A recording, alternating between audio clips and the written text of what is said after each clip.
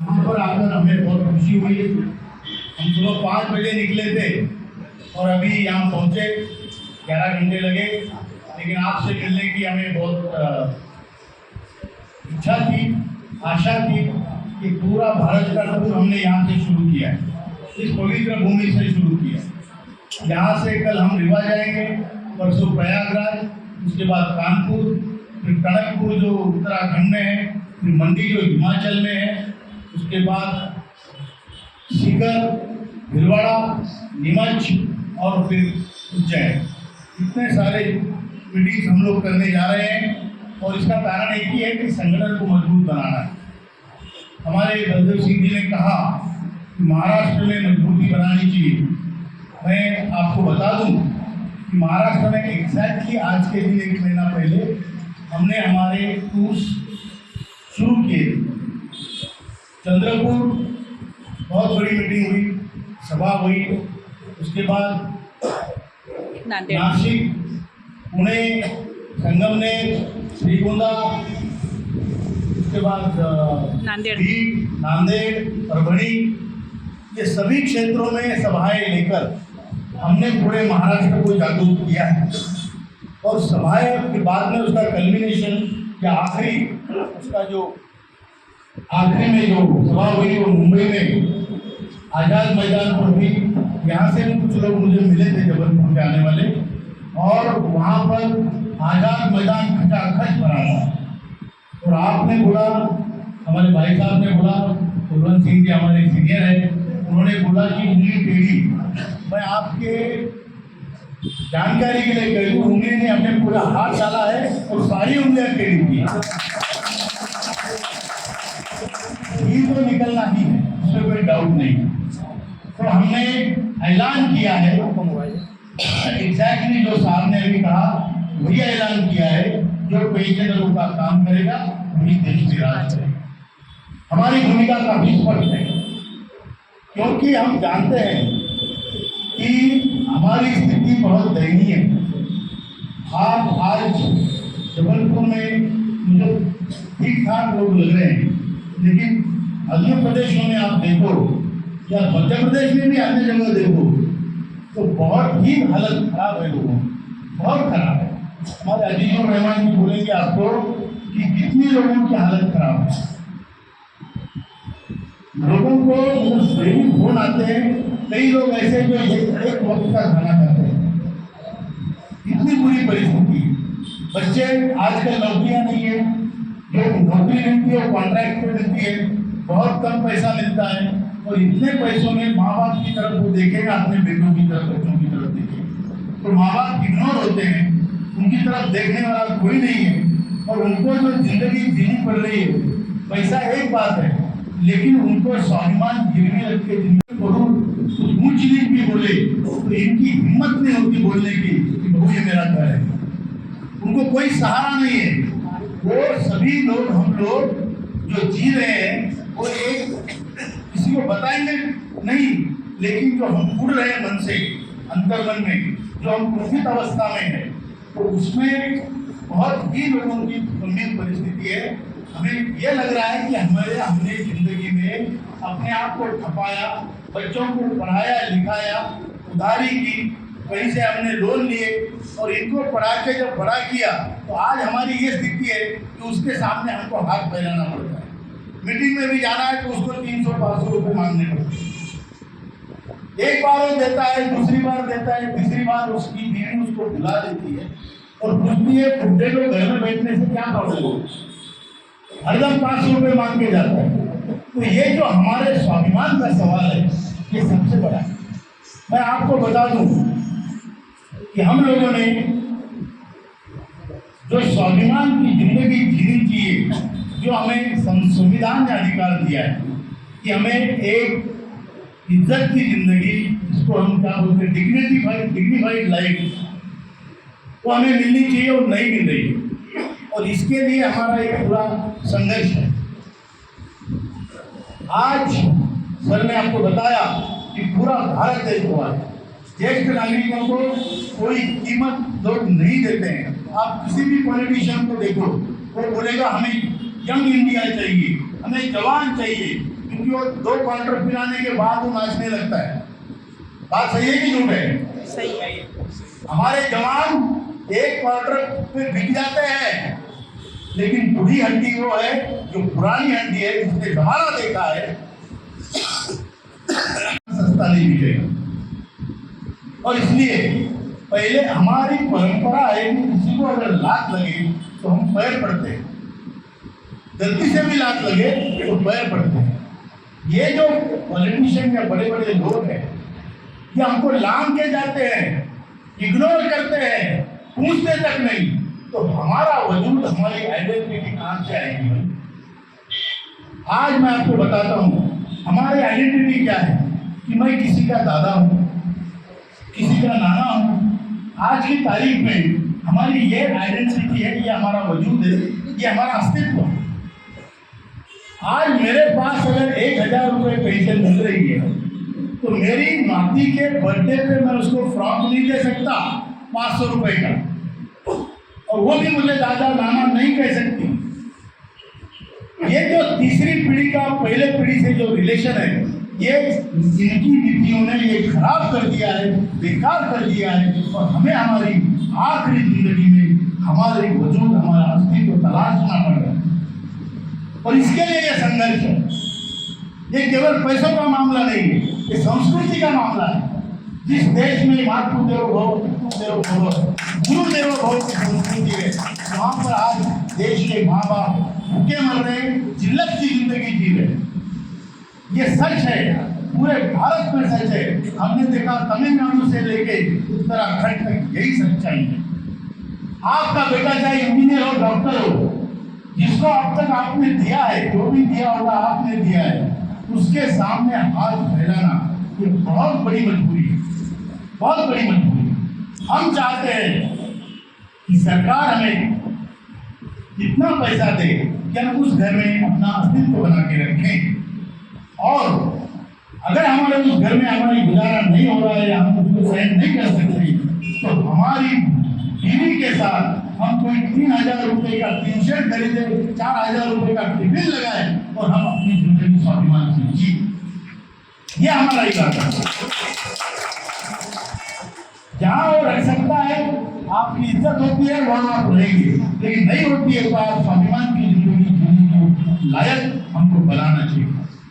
देश में जो पैसा डिस्ट्रीब्यूट होता है, कहीं तो पैसा सर्कुलेशन में रखना पड़ता है, तभी इकोनॉमी बढ़ती है। तो हमारा कहना है, हमने आदरणीय निर्मला सीतारमण जी से हमारी आधा घंटा चर्चा हुई, उन्होंने ट्विटर पे भी डाला कि मैं कमांडर अशोक लोग को उनकी टीम से मिली, कि उनके ट्विटर में डाला हूँ। तो उनको भी हमने ये बोला कि जो मनी डिस्ट्रीब्यूशन है वो हमारे वृद्ध लोगों से शुरू करो, उनको सबल बनाओ। जब आप एक घर का ज्येष्ठ नागरिक सबल बनाओगे तो कुटुंब, परिवार सबल बनेगा। वो उड़ाएगा नहीं पैसे, इस उम्र में कहाँ उड़ाएंगे, हम तो उन्हीं को बांटेंगे, लेकिन हमारी इज्जत घर में रहेगी। कोई हमारे पास दौड़ा आएगा कि मेरे दादा है, मेरे नाना है।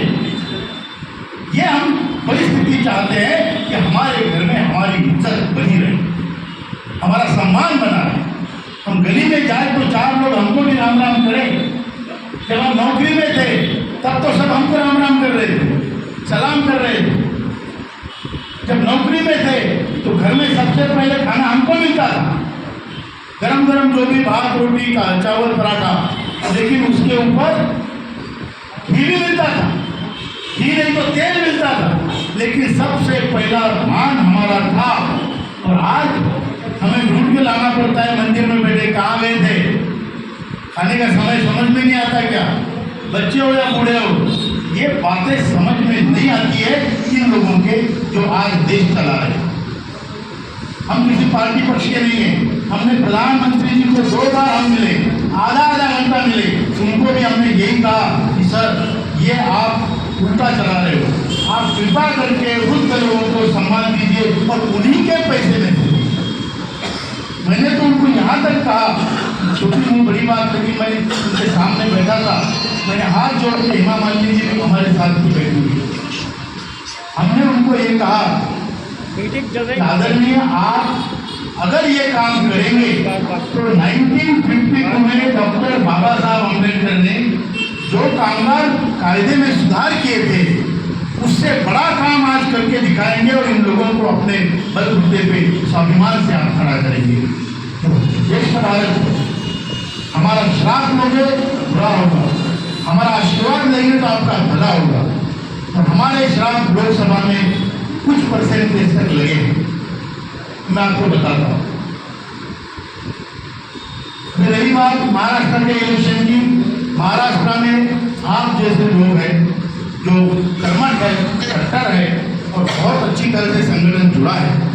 हमने जो सभाएं ली, एक एक दिन में 3 सभाएं हमने की सर, किसी दिन 3, किसी दिन 2, पुणे, नासिक और संभाजीनगर, उसके बाद मतलब नांदेड़, परभणी, बीड, वहाँ पे चंद्रपुर, अमरावती, बुलढाना, ये सब जगह पे घूम के हमने पूरी जलगांव, भुसावल, सब धुलिया, नंदुरबार, सब तरफ सभा लेके हमने ये कहा है कि इस बार एक ही आदेश पे चलेंगे। उसके पहले काम होता है तो उनका काम करेंगे, नहीं होता है तो नहीं करेंगे। ऐसा भी नहीं कि नोटा देंगे, जो काम करेगा उसका काम हम करेंगे, नहीं करेगा उसको हम सबक सिखाएंगे। ये बिल्कुल पक्का है, जो आपने कहा है वो गांधी की लाठी हम सबने हाथ में दी। मैं आपको बता दूं, हमारा काम निश्चित होने वाला है, आप यकीन रखिए, हमारा काम निश्चित होने वाला है।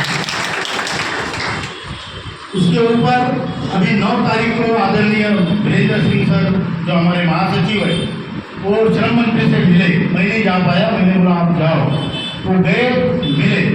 श्रम मंत्री ने उनको बुलाया और कहा कि भाई मैं आप ही के काम के लिए बैठा हूँ, हम युद्ध स्तर पे आपका काम कर रहे हैं।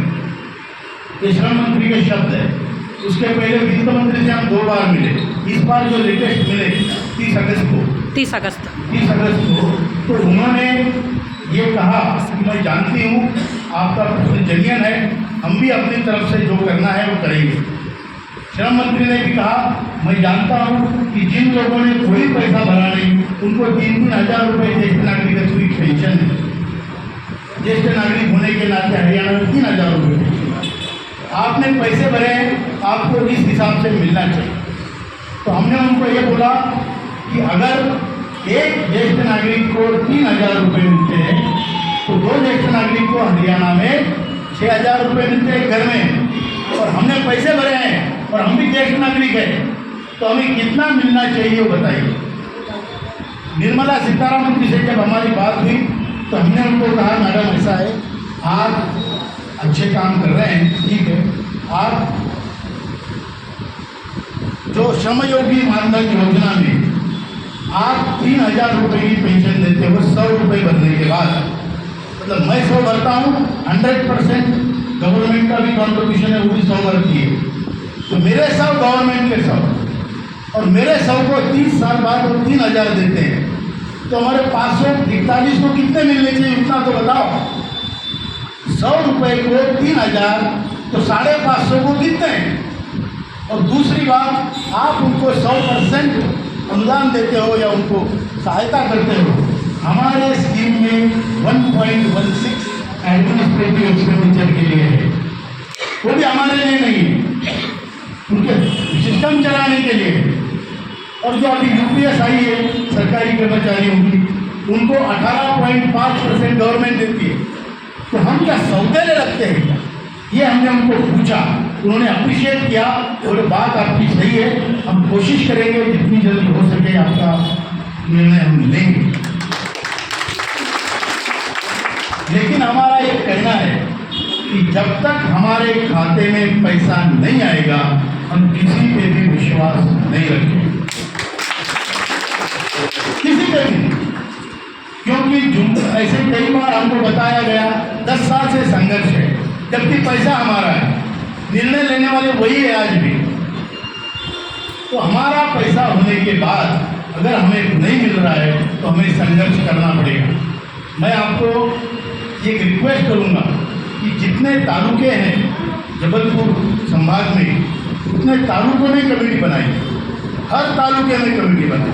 महाराष्ट्र में आप देखेंगे आज गांव में कमेटियां बन रही हैं, आपका आदमी हर तीसरा घर छोड़ के है, ईपीएस का आदमी हर तीसरा चौथा घर छोड़ के उसमें ईपीएस वाला आदमी मिलेगा।